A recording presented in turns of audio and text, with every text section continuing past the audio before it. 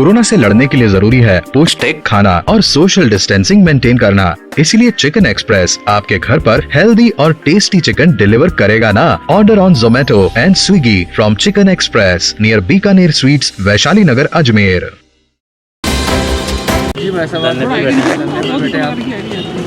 जी, किस संबंध में धरने पे बैठे? देखिए, मैंने 1 महीने से एक अभियान चला रखा है।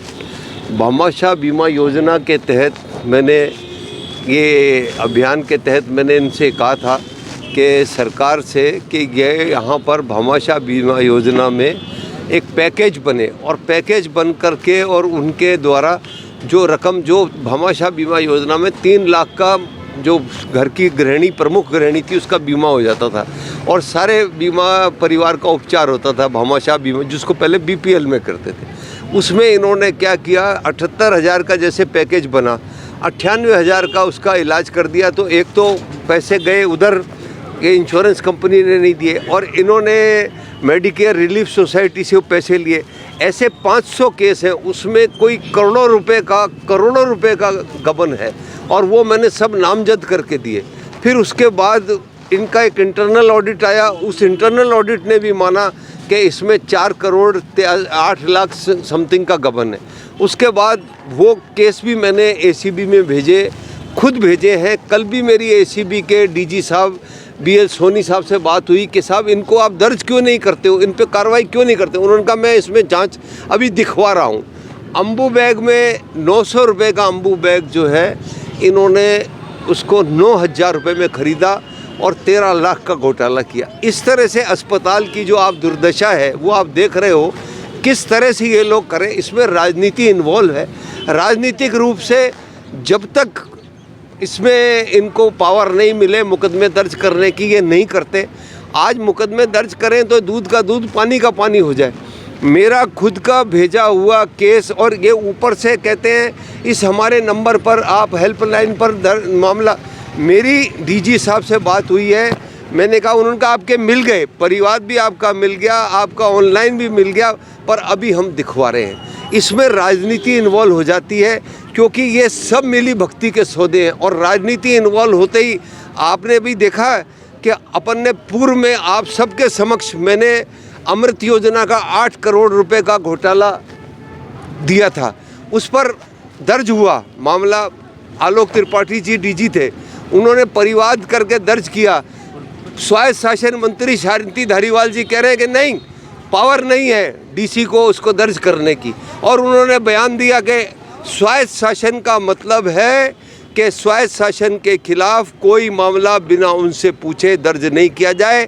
स्वायत्त शासन एक अलग से विभाग है, जैसे वो कोई यूएनओ से चलता हो वैसा विभाग है। फिर उसमें कानून बताया कि डीओपी ने 20 फरवरी को दे दिया था पावर संभागीय आयुक्तों को, पर जहां राजनीति घुस जाती है, धारीवाल जी का बयान आपके सामने है। धारीवाल जी का बयान के स्वायत्त शासन विभाग के अमृत योजना में 8 करोड़ रुपए का घोटाला, संभागीय आयुक्त की कमेटी जिसमें additional chief engineer Sharma ji involve थे, वेरवा साहब इन्वॉल्व थे, उन्होंने कहा कि 8 करोड़ का घोटाला हो गया है। सोलर ऊर्जा में घोटाला हो गया है, पर इन्होंने उसको कुछ नहीं माना। सड़क के ऊपर सिर्फ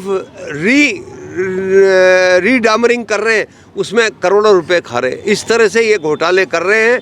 और इन घोटालों आप अस्पतालों की हालत देखिए, अस्पताल में कोई डॉक्टर ओपीडी में देख लीजिए, कहीं देख लीजिए, बैठता नहीं है। सब घरों पर देखते हैं, 300 रुपये फीस लेते हैं। 300 रुपये फीस लेने के बाद रसीद नहीं देते। आज जो दवाई, हर डॉक्टर ने घर में दवाई की दुकान खोली हुई है, हर डॉक्टर की घर में दवाई की दुकान है। वो एक दवाई ऐसी उस कंपनी से बनवा लेते हैं कि वो दवाई ही उनकी दुकान पे मिलती है, अन्यत्र कहीं नहीं मिलती। और इस दवाई योजना के लिए जो निःशुल्क दवाई योजना है, इसको जेनरिक दवाइयों के लिए कहते हैं भाई लिख तो देंगे पर इससे तुझे कोई फ़ायदा नहीं होगा, दवाई तुझे बाज़ार से ही लेनी पड़ेगी। आप डॉक्टरों के घर पे देखिए जाके, आज 200 आदमी बाहर उनके खड़ा होता है। तो आज ये प्राइवेट सेक्टर में जो फिर ये क्यों अस्पताल खोल रखे, 30-30 साल से अजमेर में डॉक्टर बैठे हैं, कोई ट्रांसफ़र पॉलिसी नहीं है, कोई इनके लिए रोक नहीं है। जब इनकी ट्रांसफ़र की आती है पैसे दे आते हैं और जा कर के अपने रुकवाए आते हैं। इसमें राजनीतिक रूप से जब तक इसको ठीक नहीं किया जाएगा, जब तक राजनीति इसमें घुसी रहेगी, आप कोरोना काल में इनका उद्देश्य रहा कि इसकी बजट की पूर्ति कर दें।